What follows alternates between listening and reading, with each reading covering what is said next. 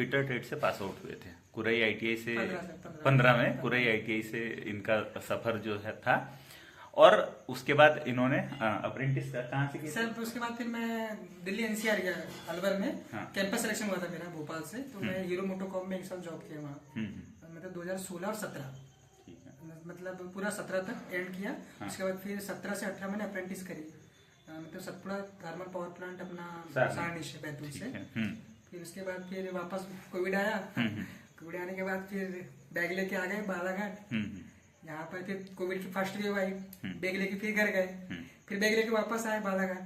उसके बाद फिर सेकंड वेव आई, फिर बैग लेके घर गए, फिर थर्ड वेव आई, फिर बैग लेके फिर घर गए। बस ये चलता रहा, खेल चलता रहा। उसके बाद फिर 2022 में फिर पहली बार ट्रेनिंग ऑफिसर की फिर वैकेंसी है, जो पिछले बार 2018 से जो पेंडिंग थी। उसके बाद फिर होता है कि उसमें 44 रैंक आती है, वेटिंग में रहता है। डीआईडू में भी 95 परसेंटाइल आता है। फिर इसरो में 0.57 से फिर अभी फाइनली फिर अभी टॉप 10 में 9th नंबर पे फिर होल्ड मिला है। आपको बहुत बहुत बधाई हो। और मैं सभी अपने प्रशिक्षणार्थियों को और सहपाठियों को ये बोलना चाहता हूँ कि आपको अपनी धैर्य, अपनी हिम्मत से काम करना है। और अभी भी अगर एक व्यक्ति 9 साल इंतजार कर सकता है, पूरे डेडिकेशन के साथ लगा रह सकता है। लगभग कितने एग्जाम अभी, मतलब किस किस एग्जाम में सिलेक्शन के मतलब लाइन पे? हाँ, हाँ। अभी जैसे एमपीपीसीएल में साथ वेटिंग में भी हो जाएगा। अच्छा। अभी एनएफएल का भी अच्छा ही रहा है। और कितने लगभग एग्जाम दे चुके होगे, किस किस सेक्टर? सारे सेक्टरों के लगभग, मतलब एनएफएल हो गया, आपका एनसीएल भी हुआ है। हाँ। फिर मतलब बार्क में तो एज लिमिट की वजह से मैं नहीं दे पाया। अच्छा।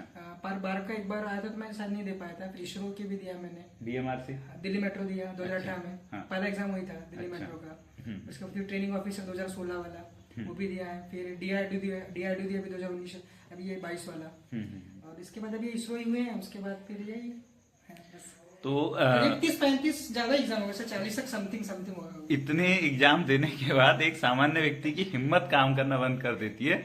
लेकिन हम टेकलाल के इस जज्बे को बिल्कुल समझते हैं और सलाम करते हैं। और मैं सभी दोस्तों से ये कहना चाहता हूँ कि अभी रेलवे की बहुत सारी वैकेंसीज है, आगे आने वाली है, इलेक्ट्रिशियन वालों के लिए भी है।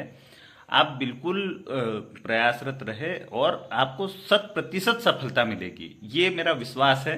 क्योंकि आपके सामने ही जो व्यक्ति बैठा हुआ है, ये इसने मुझे इतना फॉलो किया है कि मतलब हम लोग अभी कुछ नया लाने वाले हैं आप लोगों के लिए।